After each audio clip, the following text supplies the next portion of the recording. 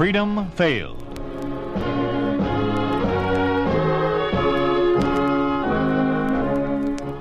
We'd like to take you on a visit to a town that doesn't exist.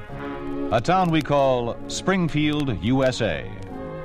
We'd like to show you how things would be in any American town if communism took over. This is a story about the medical profession, about how hospitals are run under a communist regime. David Bryan stars in Prescription for Murder.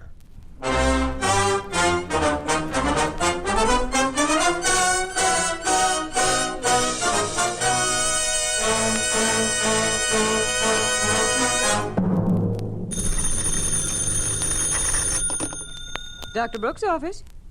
Yes. Yes, Mrs. Marlowe. All right, we can give you an appointment at 3:30 next Friday. Yes. Goodbye.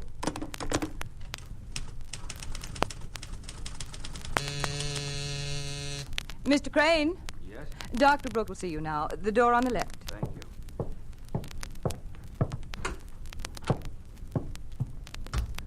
Dr. Brooke? Well, Mr. Crane, didn't expect to see you back so soon. How are you feeling? Lousy. Oh, come on now. You were coming along nicely the last time you were here. Unbutton your shirt, please. Still got some pains in my chest. And my throat hurts. Now, breathe deeply. All right. Now, exhale. In again. Let it out. Now, cough. Let me see your tongue. Wider, please. All right. Well, Doctor? Well, I can't understand it, Crane. Didn't you take the medicine I prescribed? No. What? I said I didn't take it. Mr. Crane, I can't help you if you don't want to help yourself. Oromycin is the one thing that can help you. You'd have been cured by now. Dr. Brooke, have you tried to have a prescription filled lately? I know. I have sample supplies here. Why? I'm not a member of the Communist Party. And what difference does that make? Look, Doctor, we're under a new form of government here in America, communism. It's becoming increasingly difficult for anyone who isn't a communist to get anything. Food, clothing, and medicine. Do you mean to tell me they refuse to give you the oromycin that I prescribed? No. No, not exactly. When I presented the prescription, they asked me for my party card. That's common procedure now, you know. When I told them I wasn't a member, they suddenly discovered they didn't have any oromycin. They gave me these instead. What are they? You asking me? Oh? Would you mind leaving them with me? I'll have them analyzed. I'm glad to. They're not doing me any good. But you can't go in there. Dr. Brooke has a patient. I have no time to wait. Oh, I'm sorry, Doctor. He wouldn't wait. That's all right, Kathy. Kathy, do you have a duplicate of the prescription I gave Mr. Crane last week? Yes, I do, Doctor. Give him a few capsules from our stock. Yes, sir. Crane, check back with me at the end of the week. Kathy will give you an appointment. Thanks, Doctor. Mr. Stark, I believe, of the police. That's right. I was in last week. Yes, I recall. Bronchitis, wasn't it? Yeah. Let's see your throat. Yeah, it seems perfectly clear. Let's try your pulse. I think it's all cleared up, Doctor. I feel fine. Yes, you seem all right. I'm somewhat surprised. Don't you have faith in your own curative powers, Doctor? Of course, but without the medicine I prescribed, I don't see how you managed to recover so fully. What do you mean without the medicine? I took the capsules as you directed. You mean your prescription was filled? Of course. I received an ample supply of, whatever you call them. Oromycin. Yeah. Well, that's strange. The man who just left here said he couldn't get any. The supply was gone. Oh, him. Well, you forget, I'm an officer in the party. Oh, yes, of course. Yeah, there are all sorts of advantages to being a party member, Doctor. Now, a famous surgeon like yourself, you could go far. No, thanks, Mr. Stark. I'm quite contented as I am. Oh, that's too bad. Then you won't like the news that I bring. Now what? As head of the local division of the police, I must tell you that the Ministry of Public Health has asked you to be transferred to Springfield Hospital. We feel that your private practice is not in keeping with our program of controlled medical care. I am quite familiar with that program, and I am not interested in it. Now, if you don't mind, I have a great many appointments today. Please report to Dr. Holmes at the hospital on Monday when you'll begin your work there. I said I have no desire... They'll be expecting you. See that all of your equipment is moved over to the hospital by that time, or it'll be moved for you. Now, see here. If you don't can't- comply with the report, your license to practice medicine will be revoked, and you may find yourself in grave trouble. Good day, Dr. Brooks.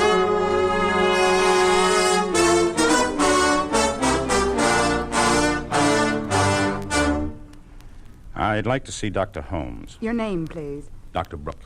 Gilbert Brooke. Oh, yes, doctor. Please go right in. He's expecting you. Dr. Holmes? Yes, come in.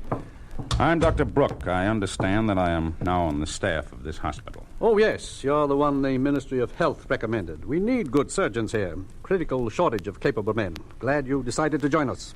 I didn't decide to join you. Well, whatever the reason, it no longer matters. Now, I want you to listen to me and understand me. You are no longer in private practice. You are working in a state hospital, and I am the director of the hospital. Your orders will come from me. You will do what I tell you, when I tell you, and how I tell you. Is that clear? Dr. Holmes, if that's a sample of your attitude, I don't think... Precisely. You don't think. From now on, I shall do your thinking for you. Your days of society medicine are over. From now on, you're working for the people. May I please know my assignment, Dr. Holmes? Yes. For the time being, you'll be an advisor on the staff. Advisor? But I'm a practicing surgeon, Doctor. You may make suggestions which the staff may act on if they desire. You may also give some lectures. Dr. Holmes, I don't claim to be a great surgeon, but as you well know, I'm the only specialist in my field in this part of the country. There are some cases which not every doctor is capable of handling. I certainly feel I should be given the opportunity If you wish, you may look through the hospital now. Anything you wish to do or to say, you will clear with me first. Good day.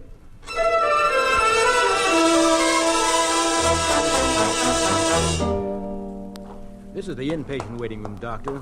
This is where we receive our cases each day. The examining rooms are down the hall there. I'm afraid I don't understand. We've already visited an inpatient room. Well, the first one is for members of the party and a few selected officials. There's a list of persons who may be treated through that part of the hospital. I'll see that you get a copy. Collins, sickness doesn't choose the people it will strike.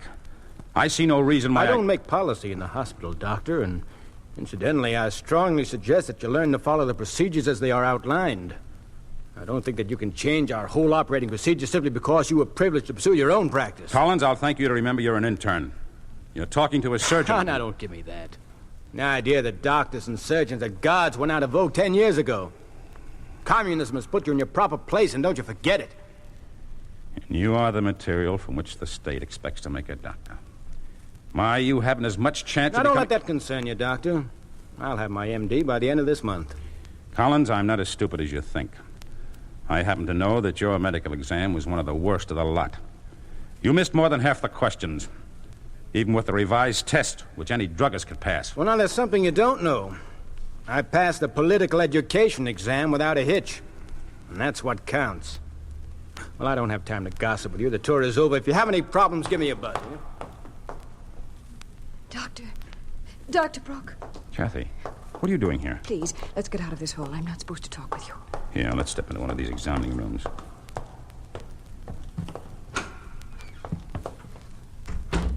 What's the matter? Doctor, it's just terrible. I've been assigned to the nursing staff here. I didn't want to come, but they made me. I'm sorry, Kathy. I know how you feel. I didn't realize how badly a hospital could deteriorate. And all it took was 5 years under the Communist Ministry of Health. You haven't seen the worst of it. The operating room, it's terrible.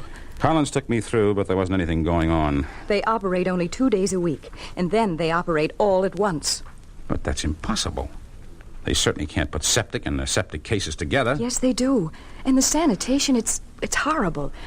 I've been here only a week, but it's a nightmare. You'll understand when you begin your work. I don't know when that'll be. Dr. Holmes tells me I'm to be an advisor and a teacher. I'm getting my instructions this afternoon.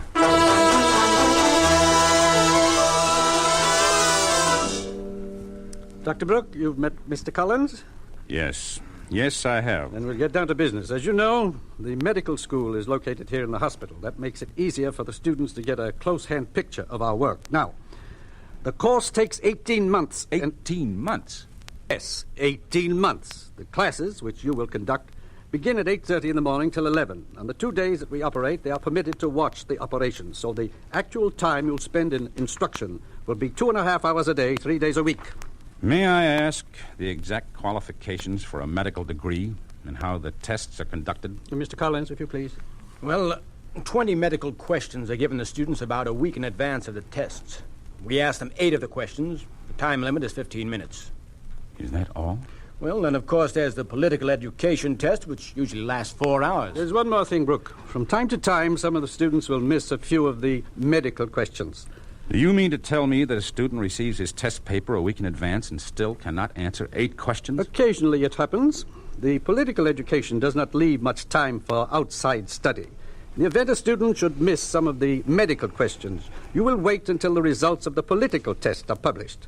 And then? If he passes in political education, he will be graduated.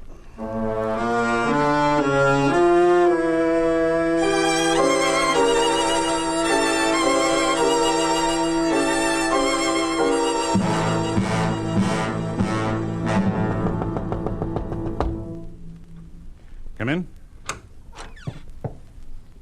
Kathy, come in. Dr. Brooke, you must help me. What is it, Kathy? This hospital, I can't stand it any longer. Look at me. Look at my uniform. Why don't you get a clean one? Every doctor and nurse is entitled to one clean uniform each day. We use the same gowns, the same gloves for all the operations. Kathy, there's not much I can do. I'd like to help you, but I'm... Dr. Brooke, Nurse, what are you doing here? Why, I sent for Dr. Holmes. Nurses are not permitted contact with the doctors without express permission of the head nurse. I'm sorry. Dr. Brooke, I'm taking you out of the school. You will begin tomorrow to show some of our doctors some of the more advanced technical operations, so they may widen their scope in this field. How long will this course be? There won't be any course. You will show them the techniques of various major operations as they come up, and they will handle them after that. Am I to understand that they are to perform an operation after watching me only once? That is correct. You will begin tomorrow morning in the operating room at 6 a.m. I'd like to see the patient first. That won't be necessary. Won't be necessary? How do you expect me to operate without examining the patient first? And what is the nature of the operation? As a matter of fact, I can't tell you that either. I don't know who you'll operate on or for what. Never can tell what'll crop up. But I must know what instruments to order, and I must Be have... in the operating room tomorrow morning at 6, ready to operate. They don't bother much with formalities here, do they? It's much worse than you think. But if it's any consolation to you, I'm on duty in the operating room tomorrow. I'll find out what I can about your patient.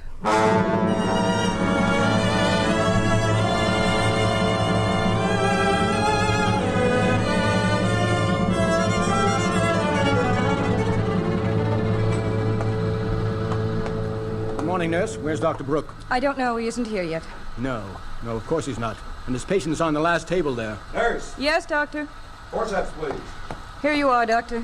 Here's another case. Put him over near the end. We need more sutures. There aren't any more sutures. Use something else. Where's Dr. Brooke? I'm here. Which is my patient? Here comes another patient. The nurse will help you. It's a goiter case, the last on the table over there. Yeah, let's go take a look at her. By the way, are you assigned to me? I'm assigned to everybody. I'm the only nurse on duty. One nurse for 5 doctors? Yes. And where are my instruments? All the doctors use the same ones. They're on the table. Nurse, please. Coming, Doctor. Here's your patient. You'd better get started, Doctor. I'll help you all I can. Good morning. How do you feel? Not very good, Doctor. Will I be all right? Oh, I think so. Open wide, please. Nurse? Minute, please. It pains so, Doctor. Yes, Doctor. There's no charge for this woman. I'll give you her pulse and respiration. You write it down for me. I can't do that, Doctor. The doctors have to take care of all that. See, here come the other 2 doctors. My hands are full. I don't believe it. This is a nightmare. Nurse, oxygen here. How can they operate on 5 people at one time in one room with one nurse? Do the best you can. We have 15 more cases to operate on by 1 o'clock. Nurse, get over here. Get this oxygen going. Yes, I'm coming. Doctor, I'm scared. What's wrong? There's nothing to worry about. Here, I'll hold this over your nose. You count till you reach 100. Oh, Doctor. 1, 2, 3, 4, 5.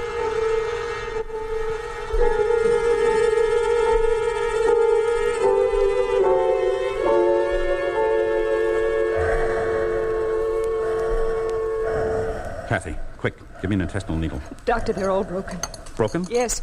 Dr. Baird tried to use what we had, but they were the wrong kind. He broke them all, trying to force them into the tissue of the patient. Well, I must have some immediately. Surely there must be some spares. They only keep enough in the operating room for just one day. I'll try to get some from the storeroom. Well, hurry. Dr. Brooke, are you still here? Well, that's a stupid question. Even from you. Oh, come now. You're overworked. I forgot this is your first day. Yes, my first day. And what a day. I've looked over some of the patients you operated on. Not bad work. Not bad work. It's pure butchery. Look at this man. His stomach is wide open. And we ran out of intestinal needles. I hope the anesthetic holds until I can get some. Oh, you worry too much. None of the patients we've had are of any importance. I don't even know why we bother with them. You will lead your lives and practice your art in uprightness and honor. What's that? A line from Hippocrates. But I don't suppose you'd remember.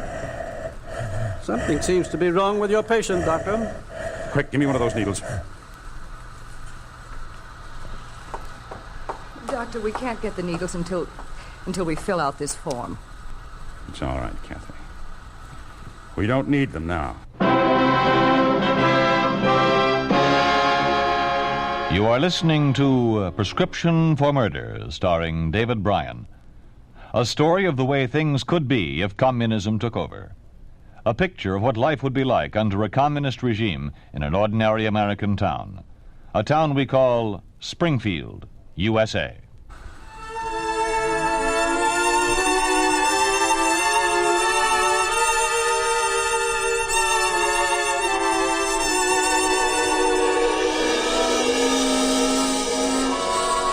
I don't know what's the matter with him. His name was on the call sheet to operate yesterday, and he didn't come in. I talked to him, and he said he refused to operate. Refused to operate. Well, see about that. Yes, Doctor? Send in Dr. Brooke. Yes, sir. Perhaps it will take some time for him to get used to conditions here. Come in, Dr. Brooke. Good morning. Now, what seems to be the trouble? I'm told you refused to do any operations yesterday and today. That is correct. And I intend to do no more until some changes are made. Put your suggestions in writing. I will consider them, but you must continue to work. Nobody can order me to commit murder. And to operate under the conditions in your surgical department is pure murder. You have always had a private practice. You just do not understand the workings of a large hospital. Who is responsible if an accident occurs and the patient dies? You are. Do you refuse to cooperate? Yes. But since this is a communist hospital, let's call a meeting of the whole staff, and I'll present my ideas. Then we can decide by vote whether they can be tried out. We do not call meetings to present wishes or demand changes. We call meetings to decide how we can best obey orders and to criticize our faults. Now, you do as I suggest. Put your ideas in writing, and I will consider them. In the meantime, you will continue on in the operating room, effective immediately.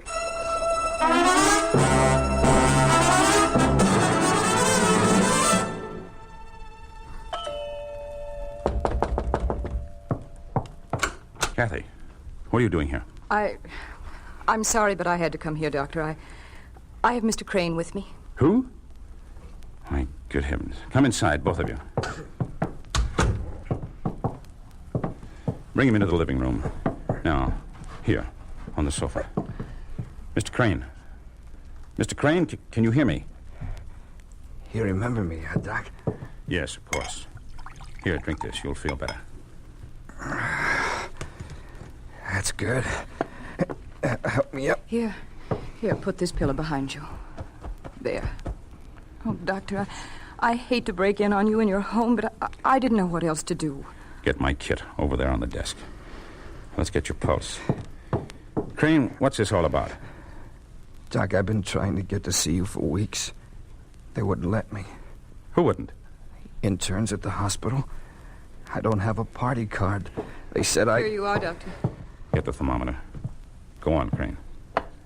After I saw you last, 2-3 months ago, I kept getting worse. My wife took care of me as well as she could. Now she's gone. Put this in your mouth. They sent her someplace. Don't talk. Kathy, come into the hall a moment. Will he be all right, do you think? He's half dead. Advanced lobar pneumonia.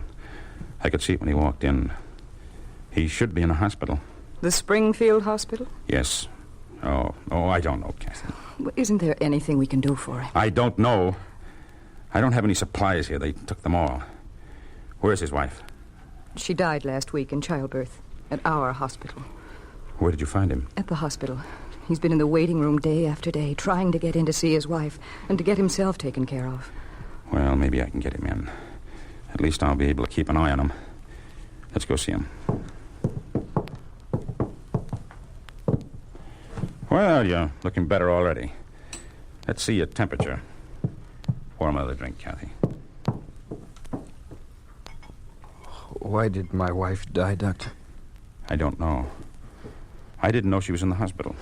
They called me in. They asked me if I wanted them to use penicillin to save her. I told them to do anything they could to save her. Go on, Crane. You know what they wanted? A card. Are you a member of the Communist Party, they asked me. No, I told them I wasn't. They said I'd have to pay for the penicillin. $500, they said. 500? I told them I'd get what I could. Every day I brought them a little more money. I worked, I stole. I even killed a man, Doctor. Then I ran into your nurse and she told me my wife died over a week ago. Died. She's dead. Kathy, do you know who the men are who took that money from him? I think so. One of them was Collins.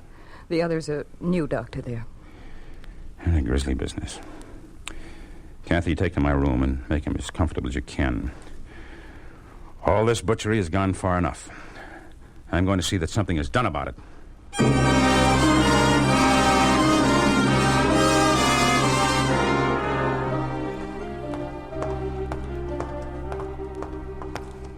Doctor, you're early. What's wrong? Crane, when I got up this morning, he'd left my house. He's practically a walking corpse. Oh. Have you seen him? Well, no. I was just going to register the new patients. They're all in the waiting room. Perhaps he's in there. Let's go. Why would he come here? He knows they won't treat him, and he knows his wife is dead. I don't know, but if he doesn't get some proper care soon, Here. Now don't crowd here. One at a time. No, it's so crowded. Oh, look, there's the new doctor, there with Collins. Oh, yes. Why, that's Jim Caldwell. He was bought from practice years ago. What's he doing here in this? Well, he's the one that Crane was talking about. The one who was taking money from him. I'm not very surprised. Well, I guess Crane isn't... Mr. Collins! Aren't you ready to see me? Kathy. There he is. Yes, Oh, good morning, Mr. Crane. Still looking for your wife? Well, now she's coming along just fine, just fine. She'll be out in a few weeks now. That's fine. Fine. I have a little present here for you and for Dr. Caldwell. Why, that's very nice. Crane, don't! Crane, don't! Don't, no! We've got to get to him. He's fainted. He'll be trampled to death. Please let us through. Please stand back, please. Please. Crane. I'll get one of the interns. We have an oxygen tent. Maybe. Never mind, Kathy. He'll get to see his wife after all.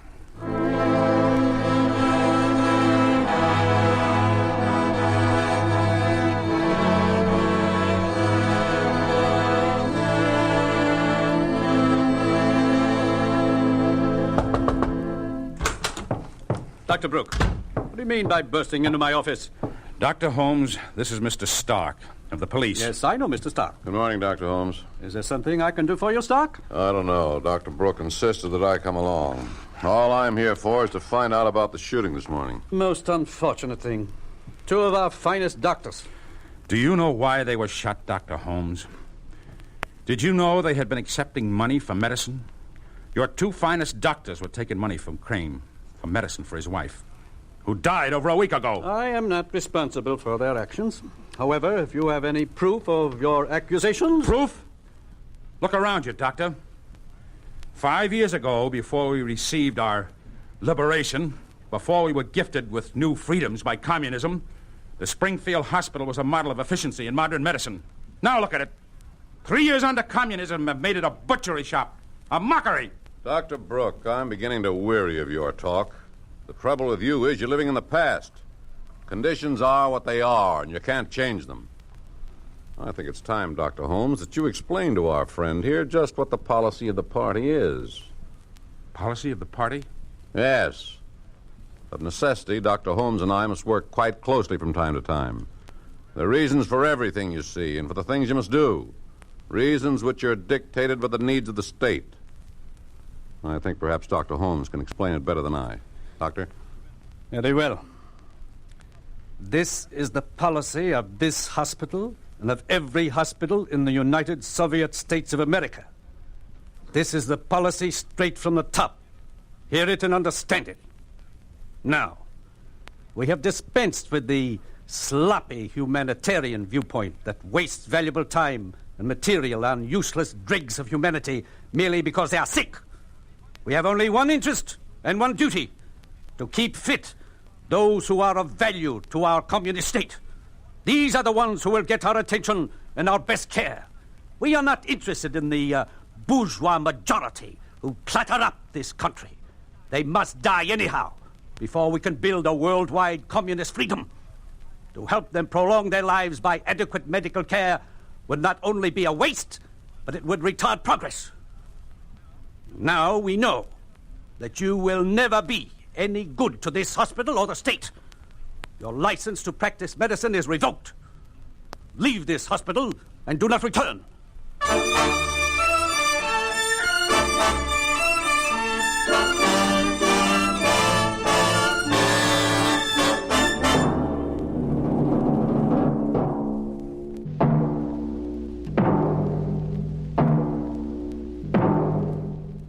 You have just heard what would happen to a member of the medical profession under a communist regime.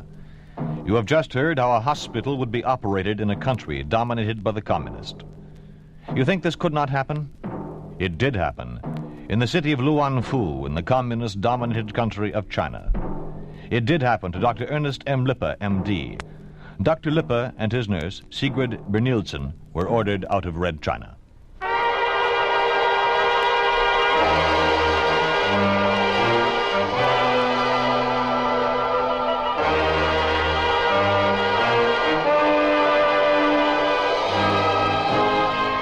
You've been listening to If Freedom Fails, starring David Bryan as Dr. Gilbert Brooke, with Herb Butterfield as Dr. Holmes in Prescription for Murder.